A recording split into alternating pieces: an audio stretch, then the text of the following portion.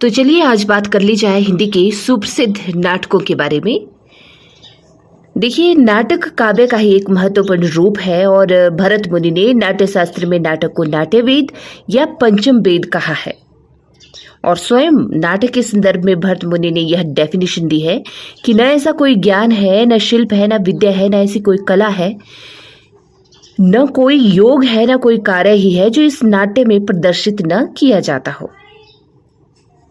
और रामायण तथा महाभारत जैसे हमारे पौराणिक महाकाव्य है ना, तो वहां पर भी नाटक का उल्लेख मिलता है। संस्कृत नाटकों में नाटक को दृश्य काव्य कहा जाता है और जब ऐसे रूप में जो प्रमुख रूप से उस समय नाट्य प्रचलित थे उन्हें दश रूपक तथा उपरूपक कहा जाता था। दश रूपक के 10 भेद हैं तथा उपरूपक के 18 भेद माने जाते हैं। जैसे जो 10 रूपक है ना, उनमें नाम आते हैं नाटक, प्रकरण, भाण, व्यायोग, समवकार, डिम, ईहा, मृग, अंक, विधि और प्रहसन। ये आपके 10 रूपक के 10 भाग हैं। नाटक के ही ये अन्य नाम होते हैं, सिमिलर नाम। और जो उपरूपक है उसके 18 भेद हैं। कौन कौन से? नाटिका, त्रोटक, गोष्ठी, सटक, नाट्यरासक, उलाप्य, प्रेक्षणा, स्लापक, शिंपक, दुर्मलिका, हलिशा, प्रस्थान, काव्य, रासक, सिरिगदित यानी कि सिरिरासिका, बिलासिका, प्रकर्णिका और भणिका। तो ये है आपके उपरूपक के 18 भेद। और नाटक के 2 और भेद भी माने जाते हैं, नाटिका या त्रोटक। राइट, आपने ये याद रखना है। और देखिए, भारतीय काव्य शास्त्र या साहित्य शास्त्र के अनुसार नाटक के कौन कौन से तत्व माने जाते हैं। तो भारतीय साहित्य के शास्त्र के अनुसार वस्तु, जिसे कथानक आता है, नाटक का नेता या पात्र और रस, इन तीनों को भारतीय साहित्य शास्त्र के अनुसार नाटक के तत्व माना गया है। और जो नेता या अभिनेता रहता है ना, मुख्य चरित्र नेता, वह 4 तरह का माना गया है भारतीय काव्य शास्त्र के अनुसार: धीरोदात्त, धीर प्रशांत, धीर ललित तथा धीरोदत्त। और पाश्चात्य साहित्य शास्त्र के अनुसार जो नाटक के तत्व हैं वो माने गए हैं 6। कौन कौन से? वस्तु, पात्र, कथोपकथन, देशकाल, उद्देश्य और शैली। तो ये नाटक के तत्व थे भारतीय काव्य शास्त्र और पाश्चात्य काव्य शास्त्र के अनुसार। ओके, अब देखते हैं हम कि संस्कृत नाटकों में नायिका का स्थान भी बड़ा महत्वपूर्ण माना जाता है। तो नायिका 3 तरह की मानी गई है: स्वकीया अर्थात जो नायक की पत्नी होती है, परकीया अर्थात जो नायिका नायक की पत्नी नहीं होती, वह प्रेमिका हो सकती है ना, और सामान्य वह नायिका जो वैश्य या गणिका होती है। तो ये 3 तरह की नायिका मानी गई है संस्कृत नाटकों के अनुसार। और इन्हें यानी कि स्वकीया को हम मुग्धा भी कहते हैं, परकीया को मध्या और सामान्य को प्रौढ़ा। राइट, इस तरह से भी इनको मुग्धा जो प्रेम कलाओं से अज्ञात होती है, इन्हें प्राप्त योजना भी कहा जाता है। मध्या वह नायिका जो नायक के प्रतिकूल व्यवहार पर क्रोधित होती है, और इन्हें संप्राप्तता रूप्यकामा भी कहते हैं। और जो प्रौढ़ा होती है, प्रगल्भा टाइप की नायिका, वह प्रेम कलाओं में पूर्णतः निपुण होती है। मतलब धीरे से शुरुआत से लेकर बीच से लेकर फिर चरम अवस्था तक यहाँ पर ये नायिका के भेद बताए हैं। इनको अक्सर हम धीरा, अधीरा और धीरा धीरा भी कह देते हैं। राइट, बस इतना याद रखना है आपने। और देखिए, नायिका की जो दशा होती है ना, उसके अनुसार भी उसके भेद किए गए हैं: स्वाधीन पतिका, विरहोत्कंठिता, कलहांतरिता और प्रोषित पतिका। आपने सुना होगा प्रोषित पतिका के बारे में। प्रोषित पतिका वह नायिका होती है या जिसके पति परदेश चले गए हों, उसे प्रोषित पतिका कहते हैं। और एक और शब्द होता है आगत पतिका, ऐसी नायिका जिसके पति परदेश से आ गए हों, घर आ गए हों। राइट, उसे आगत पतिका कहते हैं। तो बस आपने ये याद रखना है। अब बात कर ली जाए अभिनय की। देखिए, नाटक का प्रसिद्ध भाग होता है अभिनय, है ना। और भरत मुनि ने नाट्यशास्त्र में अभिनय की परिभाषा कुछ इस तरह से दी है कि विभाव यदि यस्माच नारनयान ही प्रयोगतः शाखांग पांगोंगा संयुक्तास्माद अभिनय स्मृतः। अभिनय में सभी तत्वों का समावेश होता है। और इन्होंने अभिनय को मुख्य तौर से 4 तरह से माना है: आंगिक, वाचिक, सात्विक और आहार्य। राइट, अंगों से किया जाने वाला, वाचिक बोलचाल से किया जाने वाला, सात्विक जो शारीरिक चेष्टाएं होती हैं, और आहार्य जिसमें समस्त अंगों का समावेश रहता है। आप यहाँ पर देख सकते हैं। बट आपने इतना याद रखना है कि अभिनय 4 तरह का होता है: आंगिक, वाचिक, सात्विक और आहार्य। अब देखिए, नाटक में महत्वपूर्ण रहती है नाट्य वृत्तियां भी। वृत्ति शब्द वृत्ति धातु में 3 प्रत्यय के योग से हुई है वृत्ति शब्द की उत्पत्ति, और नाटक के प्रयोग में वृत्तियों का योगदान बड़ा महत्वपूर्ण माना जाता है। और देखिए, भरत मुनि ने दशरूपकाध्याय में वृत्ति को काव्य की जननी भी कहा है। और वृत्तियां 4 तरह की मानी है इन्होंने। नाट्य शास्त्र में भी इन्होंने वृत्तियों का संबंध वेदों के साथ बताया है। नाट्य शास्त्र भरत मुनि का बहुत ही चर्चित ग्रंथ है, आपको पता होना चाहिए। और वहीं से हम देखते हैं नाटकों की परिभाषा भी। तो भरत मुनि बहुत बड़े विद्वान हैं, तो उन्होंने इस तरह से इनकी परिभाषा दी है वृत्तियों की कि ऋग्वेदात भारतीय वृत्ति, यजुर्वेदातु सात्वती, कौशिकी साम वेदाच शेषा चाथर्ववाण तथा। अर्थात भारतीय वृत्ति की उत्पत्ति ऋग्वेद से, सात्वती की यजुर्वेद से, कैशिकी की साम वेद से तथा आर्यभट्टी की अथर्व वेद से हुई है।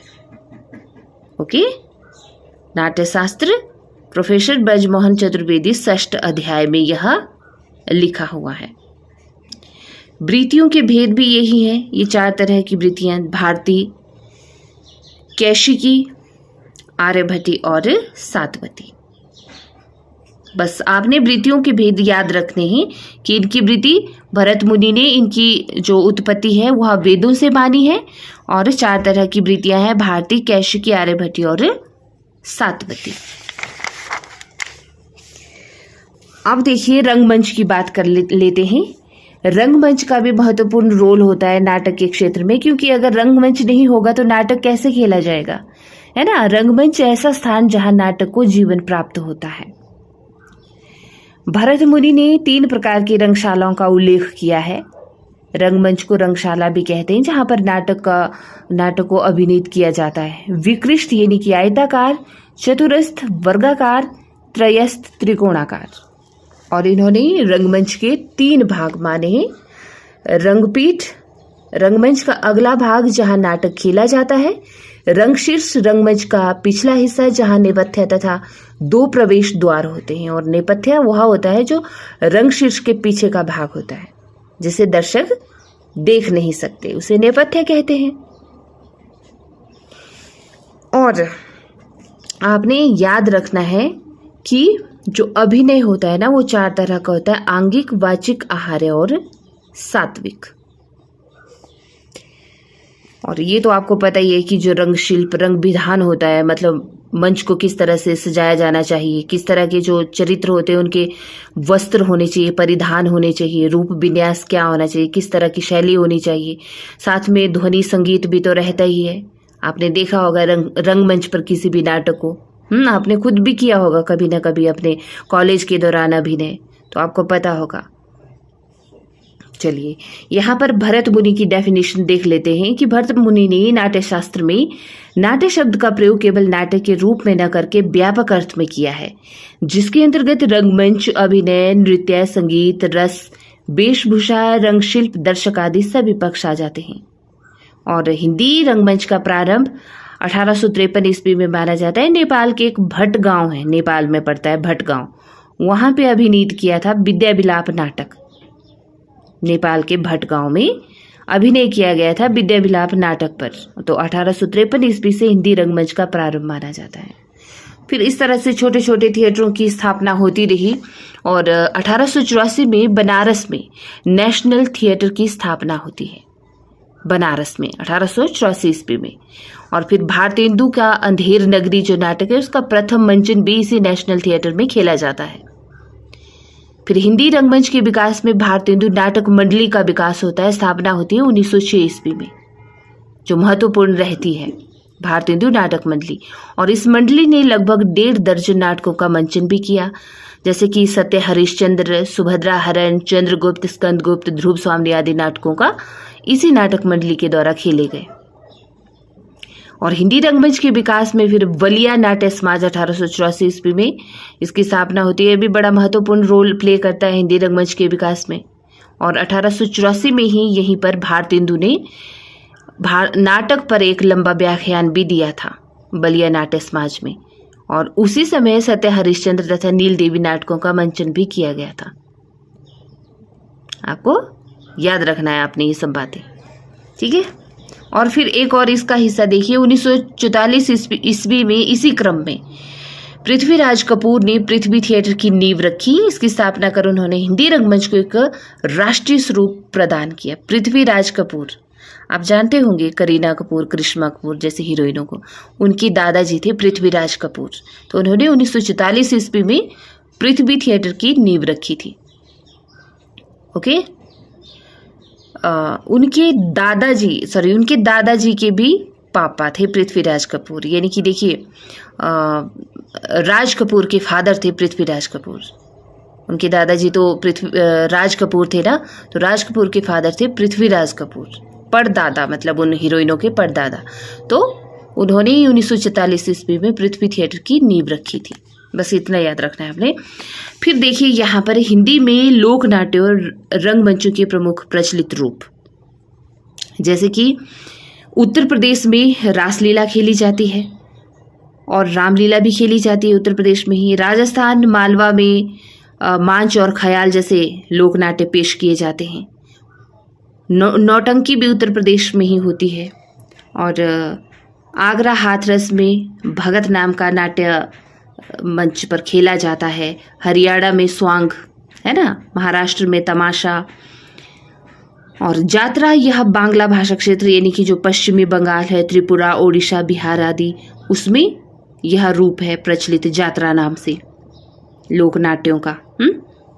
और भभई गुजरात, राजस्थान में खेला जाता है।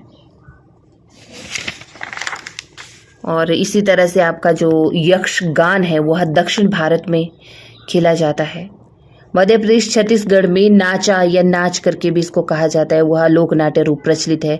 कश्मीर में भांड या जश्न नाम से लोक नाट्य प्रचलित है। असम में अंकिया नाम से, पूर्वांचल बिहार में विदेशिया, हिमाचल प्रदेश में करियाला नाम से लोक नाट्य बड़ा प्रचलित है।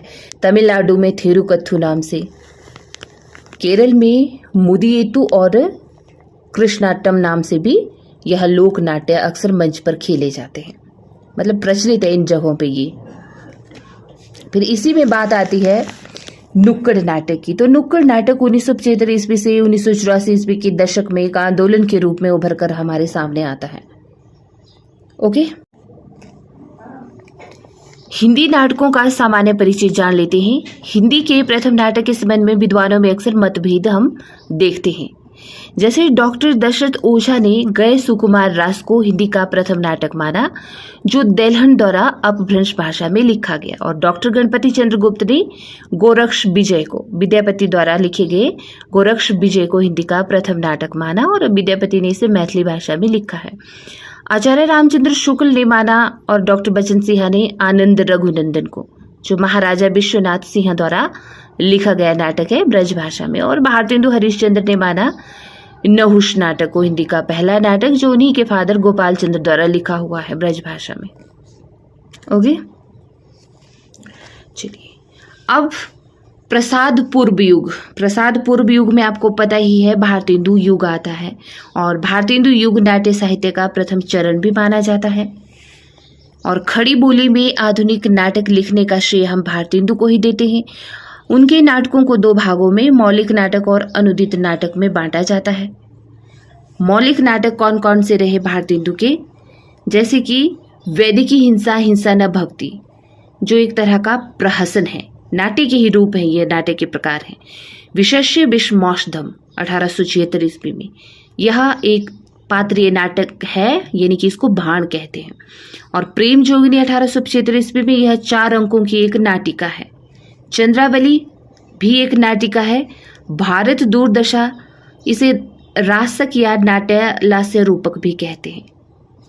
नील देवी एक ऐतिहासिक गीति रूपक है और अंधेर नगरी एक तरह का प्रहसन है 1881 ईस्वी में। इसी तरह से सती प्रताप 1883 ईस्वी का पौराणिक नाटक है। तो ये भारतेंदु के अनुदित नाटक नहीं है बल्कि मौलिक नाटक है, आपने याद रखना है। सारे के सारे ये मौलिक नाटक हैं। अब देखते हैं इनके अनुदित नाटकों को, जो दूसरी भाषा से इन्होंने जिनका अनुवाद किया।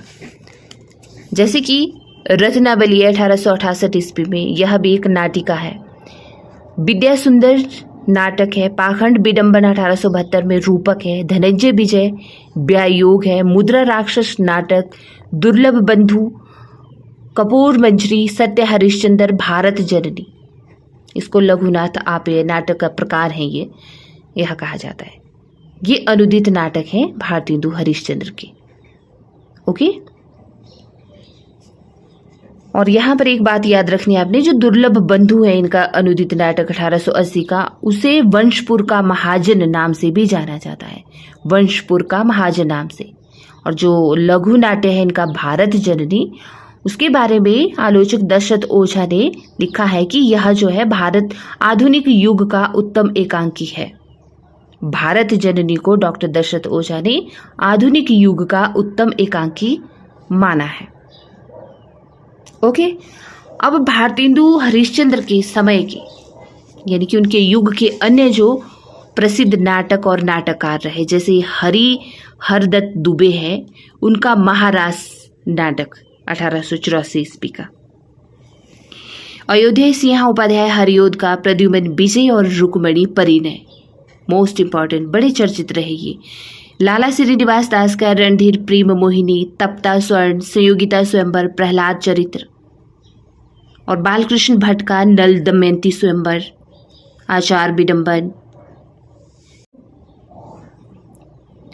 किशोरीलाल गोस्वामी का प्रणयनी परिणय, मयंक मंजरी, राधा कृष्ण दास का दुखिनी बाला, पद्मावती और महाराणा प्रताप, तथा राधाचरण गोस्वामी का बूढ़े मुँह मुहांसी, तन मन धन गोसाई जी के अर्पण, और अमर सिंह राठौर और सती चंद्रावली, ये राधाचरण गोस्वामी के बड़े चर्चित नाटक रहे। विजयानंद त्रिपाठी के द्वारा लिखा गया महा अंधेर नगरी, जैसे अंधेर नगरी तो भारतेंदु का है, लेकिन महा अंधेर नगरी विजयानंद त्रिपाठी द्वारा लिखा गया। तो ये भारतेंदु युग के कुछ अन्य महत्वपूर्ण क्या रहे, रचनाकार या नाटककार रहे। भारतेंदु युग के बाद आता है फिर द्विवेदी युग। द्विवेदी युग में जैसे हरिदास मणिक नाटककार हुए, इनका संयोगिता हरण बड़ा चर्चित रहा। जीवानंद शर्मा का भारत विजय, ओके, मिश्र बंधुओं ने नेत्रोन्मिलन नाम से नाटक लिखा। राधाचंद गोस्वामी ने श्रीदामा नाम से लिखा, और शिवानंद सहाय ने सुदामा नाटक लिखा। ब्रजनंदन सहाय ने उद्धव, नारायण मिश्र ने कंसवध, और राम नारायण मिश्र ने जनक बाड़ा जैसा नाटक लिखा। नारायण सहाय ने रामलीला नाटक लिखा। गोचरण गोस्वामी ने अभिमन्यु बध। सुदर्शनाचार्य ने अर्नर्घ नलचरित। बालकृष्ण भट्ट ने बीणु सहार नाटक लिखा, और माखनलाल चतुर्वेदी ने कृष्ण अर्जुन युद्ध। ओके, तो ये रहे द्विवेदी युग के प्रमुख नाटककार और उनके द्वारा रचे हुए प्रसिद्ध नाटक। अब फिर भारतेंदु और द्विवेदी युग के बाद आता है प्रसाद युग। जयशंकर प्रसाद बड़े महत्वपूर्ण ऐतिहासिक नाटककार हैं। इनके द्वारा लिखा गया सज्जन, कल्याणी परिणय, करुणालय, प्रायश्चित, राजश्री, विशाख, अजातशत्रु, जनमेजय का नाग यज्ञ और कामना तथा स्कंदगुप्त, एक घूंट, चंद्रगुप्त, ध्रुव स्वामिनी, ये नाटक लिखे गए आपके जयशंकर प्रसाद के द्वारा, जो बड़े प्रसिद्ध है और सभी के सभी पूछे भी जाते हैं। और कब कब लिखे गए इनका रचना वर्ष भी आपके सामने है। ओके, तो ये जयशंकर प्रसाद द्वारा लिखे हुए नाटक। और जयशंकर प्रसाद के समय में यानी कि प्रसाद युगीन अन्य प्रसिद्ध नाटककार कौन रहे, जैसे कि हरिऔध, इनके द्वारा लिखा हुआ प्रद्युमन विजय, व्यायोग, रुक्मणी परिणय, प्रेमचंद का संग्राम और करबला, मुंशी प्रेमचंद के ये 2 नाटक रहे। मैथिली शरण गुप्त के तिलोत्तमा और अनग, माखनलाल चतुर्वेदी के कृष्ण अर्जुन युद्ध, वियोगी हरि द्वारा छदम योगिनी और प्रबुद्ध यामुन, पांडे बेचन शर्मा उग्र द्वारा चुंबन, डिक्टेटर और महात्मा ईसा, रामवृक्ष बेनीपुरी ने अम्बपाली जैसा नाटक लिखा। हरिकृष्ण प्रेमी द्वारा रक्षाबंधन, पाताल विजय, प्रतिशोध और शिवा साधना नाटक लिखे गए। गोविंद बल्लभ पंत द्वारा कंजूस की खोपड़ी, बरमाला, राजमुकुट और अंगूर की बेटी, है ना, ये गोविंद बल्लभ पंत द्वारा नाटक लिखे गए। और किशोरी दास बाजपेयी ने सुदामा नाटक लिखा। तो ये प्रसाद युगीन अन्य महत्वपूर्ण नाटककार। अब प्रसादोत्तर युग की बात करें तो प्रसादोत्तर यानी कि जयशंकर प्रसाद के समय के बाद आगे जो नाटक आते हैं उनको हम राष्ट्रीय सांस्कृतिक धारा और समस्या नाटकों की धारा के अंतर्गत देखते हैं। अर्थात देखिए, जैसे कि सेठ गोविंद दास रहे, इनके द्वारा लिखा गया कर्ण नाटक, ये राष्ट्रीय सांस्कृतिक धारा के नाटककार रहे। और हरिकृष्ण प्रेमी का स्वप्न भंग, आहुति, उद्धार, शतरंज के खिलाड़ी, संरक्षक, इस तरह के नाटक लिखे गए। और वृंदावन लाल वर्मा द्वारा झांसी की रानी तथा राम कुमार वर्मा के द्वारा कौमुदी महोत्सव और विजय पर्व। तो ये रहे राष्ट्रीय सांस्कृतिक धारा के नाटक और नाटककार। प्रमुख समस्या नाटक भी इस क्षेत्र में लिखे गए, इस समय में लिखे गए, जैसे कि लक्ष्मी नारायण मिश्र द्वारा राक्षस का मंदिर, सन्यासी, मुक्ति का रहस्य, राजयोग, सिंदूर की होली और आधी रात नाटक रचे गए। उपेंद्र नाथ अश्क के द्वारा लक्ष्मी का स्वागत, स्वर्ग की झलक, छठा बेटा, जय पराजय, देवताओं की छाया, अलग अलग रास्ते, अंजो दीदी बड़ा प्रसिद्ध रहा है, बड़े खिलाड़ी, लौटता हुआ दिन, कैद, उड़ान जैसे नाटक उपेंद्र नाथ अश्क के द्वारा लिखे गए। विष्णु प्रभाकर के द्वारा डॉक्टर, युगे युगे क्रांति। तो ये प्रमुख समस्या नाटक भी लिखे गए प्रसादोत्तर युग में, है ना। राष्ट्रीय सांस्कृतिक धारा और समस्या नाटक आते हैं प्रसादोत्तर युग में। और फिर इसके बाद आते हैं समकालीन नाटक। समकालीन नाटक, देखिए प्रमुख समकालीन नाटक कौन कौन से रहे, महत्वपूर्ण है ये सारे के सारे। मोहन राकेश का आषाढ़ का एक दिन 1958 ईस्वी में, लहरों के राजहंस, आधे अधूरे और पैर तले जमीन, मोहन राकेश का अधूरा नाटक है पैर तले जमीन। उसी तरह से भीष्म साहनी द्वारा हालूश, कबीरा खड़ा बाजार में, माधवी, मुआवजे, रंग दे बसंती चोला और आलमगीर जैसे महत्वपूर्ण नाटक लिखे गए भीष्म साहनी द्वारा। फिर जगदीश चंद्र माथुर बहुत बड़े नाटककार रहे, ये भी। कोणार्क, शारदिया, पहला राजा, रघुकुल रीति, दशरथ नंदन जैसे नाटक रचे गए इनके द्वारा, जगदीश चंद्र माथुर द्वारा। ये समकालीन नाटककार हैं सारे। लक्ष्मी नारायण लाल के द्वारा अंधा कुआं, मादा कैक्टस, 3 आंखों वाली मछली, सूखा सरोवर, रात रानी, कलंकी, मिस्टर अभिमन्यु, कर्फ्यू, दूसरा दरवाजा, यक्ष प्रश्न, एक सत्य हरिश्चंद्र। देखो कितने सारे नाटक रचे इन्होंने, लक्ष्मी नारायण लाल ने। कम से कम 30 नाटक है यहाँ पर दिए हुए, लेकिन सभी के सभी महत्वपूर्ण है, कोई भी पूछा जा सकता है, लेकिन जिनको मैंने हाईलाइट किया है ना वो अक्सर पूछे गए हैं और पूछे जाते हैं। ज्ञानदेव अग्निहोत्री के द्वारा नेवा की एक शाम, माटी जागीर, वतन की आबरू, अनुष्ठान, शुतुरमुर्ग, और सुरेंद्र वर्मा इनके द्वारा द्रौपदी, सेतुबंध, नायक खलनायक, विदूषक, सूर्य की अंतिम किरण से सूर्य की पहली किरण तक महत्वपूर्ण है। 8वां सर्ग मोस्ट इंपॉर्टेंट, सैयद, छोटे सैयद, बड़े सैयद, एक दूनी एक, शकुंतला की अंगूठी, कैदे हयात। देखिए ये जो सुरेंद्र वर्मा है ना, इनकी कोई भी नाटक ऐसा नहीं है जो पूछा नहीं गया है, सारे के सारे पूछे गए हैं ये। हमीदुल्लाह इनके द्वारा लिखा गया दरिंदे नाटक, उलझी आकृतियां, उत्तर उर्वशी, हरवार, हमीदुल्लाह के द्वारा। फिर मणि मधुकर, इन्होंने रस गंधर्व, बुलबुल की सराय, दुलारी बाई, खेला पोलमपुर और एक तारे की आंख जैसे नाटक रचे। शंकर शेष, शंकर शेष के अक्सर सभी नाटक पूछे गए हैं। फंदी, घरोदा, एक और द्रोणाचार्य, अरे मायावी सरोवर, रक्त बीज, बंधन अपने अपने चेहरे, कोमल गांधार, पोस्टर, खजुराहो का शिल्पी, बिन बाती के दीप और आधी रात के बाद। तो ये शंकर शेष के द्वारा रचे गए। मुद्रा राक्षस के द्वारा तिलचट्टा, योर्स फेथफुली, मर्जीवा, तेंदुआ, प्रथम आकृति, आलाप सर, गुफाएं और संतोला जैसे नाटक मुद्रा राक्षस ने रचे। ये सारे के सारे जितने भी समकालीन नाटक आ रहे हैं बड़े इंपॉर्टेंट हैं।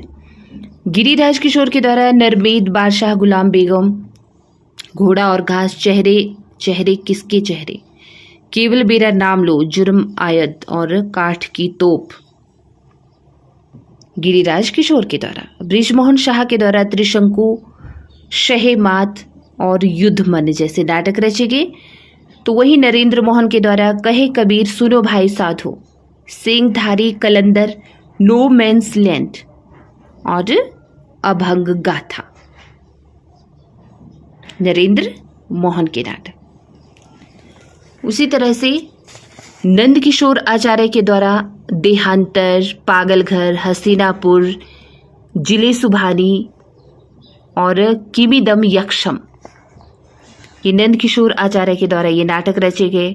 और कृष्ण बलदेव वैद्य के द्वारा भूख आग है, हमारी बुढ़िया, सवाल और स्वप्न, ये 3 नाटक रचे गए कृष्ण बलदेव वैद्य के द्वारा। और नाग बडोस भी बड़े इम्पॉर्टेंट नाटककार रहे हैं। इनके द्वारा वसीयत नाटक, खूबसूरत बहू, दलित, तोता झूठ नहीं बोलता, पढ़ो फारसी, बेचो तेल, इस तरह के नाटक लिखे गए नाग बडोस के द्वारा। और स्वदेश दीपक के द्वारा कोर्ट मार्शल, बड़ा मोस्ट इम्पॉर्टेंट है यह कोर्ट मार्शल, स्वदेश दीपक का नाटक। नाटक बाल भगवान, सबसे उदास कविता, जलता हुआ रथ और काल कोठरी, स्वदेश दीपक के ये प्रसिद्ध नाटक रहे। तो ये समकालीन नाटककार रहे। ओके, अब हम देखेंगे कुछ महिला नाटककारों को और उनके द्वारा रची हुई नाटकों को। जैसे मनु भंडारी, इनके द्वारा बिना दीवारों के घर और महाभोज नाटक आता है। मृदुला गर्ग का एक और अजनबी, कितनी कैदें और दुल्हन एक पहाड़ की। मृणाल पांडे का जो राम रचि राखा और मौजूदा हालात को देखते हुए, तथा आदमी जो मछुआरा नहीं था। राइट, यह मृणाल पांडे द्वारा रचे हुए नाटक हैं। कुसुम कुमार, यह भी महिला नाटककार है कुसुम कुमार। तो इनके द्वारा ओम क्रांति क्रांति, दिल्ली ऊंचा सुनती है, लश्कर चौक, बड़ा महत्वपूर्ण है लश्कर चौक कुसुम कुमार का। तो ये नाटक रचे गए इनके द्वारा और यही महत्वपूर्ण है महिला नाटकों में। और दलित नाटकों की बात करें तो जैसे स्वामी अछूतानंद हरिहर द्वारा राम राज्य न्याय, परखपाद, मायानंद बलिदान और बलिछलन जैसे नाटक रचे गए। ज्योतिबा फुले ने त्रिरत्न नाम से नाटक लिखा। रामेश्वरी प्रसाद राम ने अछूतोद्धार, मोस्ट इंपॉर्टेंट है। तो ये सारे के सारे कैसे हैं, दलित नाटक हैं और उनके द्वारा रचे हुए नाटक। अछूतोद्धार किसके द्वारा लिखा गया? रामेश्वरी प्रसाद राम के द्वारा। मोहनदास नैमिष राय, इनके द्वारा 1.5 इंच मुस्कान, अदालतनामा, क्या मुझे खरीदोगे, हेलो कामरेड जैसे नाटक रचे गए। और आपने 1 इंच मुस्कान जो मनु भंडारी का है ना, और 1.5 इंच मुस्कान ये है मोहनदास नैमिष राय का। तो इन दोनों में कंफ्यूज नहीं होना है, आपने कंफ्यूजन क्रिएट नहीं करना है, याद रखना है। सुशीला टाक बोहरे का नंगा सत्या, रंग और व्यंग्य। तो ये रहे कुछ आपके दलित नाटक और नाटककार। इसी क्रम में फिर कुछ महत्वपूर्ण एकांकियों को देख लेते हैं। देखिए, जैसे रामकुमार वर्मा का पृथ्वीराज की आंखें, रेशमी टाई, चारू मित्रा, ये महत्वपूर्ण एकांकी रहे। भुवनेश्वर के द्वारा कारवां, तांबे के कीड़े, इतिहास की कैंचुल, आज़ादी की नींद, सिकंदर, अकबर, चंगेज खान, लॉटरी स्ट्राइक, ये भुवनेश्वर के द्वारा लिखे हुए प्रमुख एकांकी रहे। उपेंद्र नाथ अश्क के जैसे जो सामाजिक व्यंग्य पर आधारित एकांकी, लक्ष्मी का स्वागत, पापी, मोहब्बत, जोंक, स्वर्ग की झलक, अधिकार का रक्षक और आपसी समझौता। और प्रतीकात्मक एकांकी रहे उपेंद्र नाथ अश्क के चरवाहे देवताओं की छाया में, खिड़की अंधी गली, प्रहसन जैसे कि पर्दा उठाओ पर्दा गिराओ, कैसा साहब कैसी आया और साहब को जुकाम है। तो ये प्रमुख एकांकी रहे उपेंद्र नाथ अश्क के। जगदीश चंद्र माथुर का देखिए कलिंग विजय, रीढ़ की हड्डी, मकड़ी का जाला, शारदीय बंदी, कबूतर खाना, ये जगदीश चंद्र माथुर के प्रसिद्ध एकांकी रहे। धर्मवीर भारती की नदी प्यासी थी, मोहन राकेश का अंडे के छिलके, सिपाही की माँ, प्यालियां टूटती हैं, बहुत बड़ा सवाल, रात बीतने तक। ओके, ये मोहन राकेश के प्रसिद्ध एकांकी रहे। रामकुमार वर्मा बहुत बड़े एकांकीकार रहे। उनके द्वारा प्रतिशोध, उत्सर्ग, समुद्रगुप्त, पराक्रमांक, औरंगजेब की आखिरी रात, प्रेम की आंखें जैसे एकांकी रचे गए रामकुमार वर्मा के द्वारा। भुवनेश्वर के तांबे के कीड़े, शैतान, स्ट्राइक, सिकंदर, लॉटरी, पहले भी बात कर चुके हम। भगवती चरण वर्मा के 2 कलाकार और सबसे बड़ा आदमी, और जगदीश चंद्र माथुर का रीढ़ की हड्डी तथा मोहन राकेश का बहुत बड़ा सवाल। तो ये प्रसिद्ध एकांकी रहे। और देखिए अब थोड़ा सा एक नजर में देख लेते हैं हिंदी के प्रमुख जो काव्य नाटक या गीति नाट्य रहे, जिनको गाया भी जा सकता है। जैसे जयशंकर प्रसाद का करुणालय है, निराला का पंचवटी प्रसंग, मैथिलीशरण गुप्त का अनग और हरिकृष्ण प्रेमी का स्वर्ण बिहान। तो ये गीति नाट्य हैं एक तरह से। धर्मवीर भारती का अंधा युग, मैथिलीशरण गुप्त का लीला, लक्ष्मी नारायण लाल का सूखा सरोवर, दुष्यंत कुमार का एक कंठ विष पाई, भारत भूषण अग्रवाल का अग्निलीक, अज्ञेय का उत्तर प्रियदर्शी। ओके, तो ये गीति नाट्य हैं जो बड़े प्रसिद्ध रहे हैं। तथा विष्णु प्रभाकर के यहाँ पर टूटते परिवेश, कुहासा और किरण, कुहासा और किरण विष्णु प्रभाकर के ये चर्चित नाटक रहे हैं। देखिए अमृत राय की चिंदियों की एक झालर, नरेंद्र कोहली के शंबूक की हत्या और किष्किंधा, शिव प्रसाद सिंह की घाटियां गूंजती हैं। तो बस ये इनके बारे में आपने याद रखना है, जो ये यहाँ पर दिए गए ना, रामकुमार वर्मा, विष्णु प्रभाकर, अमृत राय, नरेंद्र कोहली, शिव प्रसाद सिंह के, ये कुछ अन्य हिंदी के चर्चित नाटक रहे हैं इनके द्वारा। तो ये थे नाटकों के बारे में आज की चर्चा, और फिर इसके अभ्यास प्रश्न आते हैं।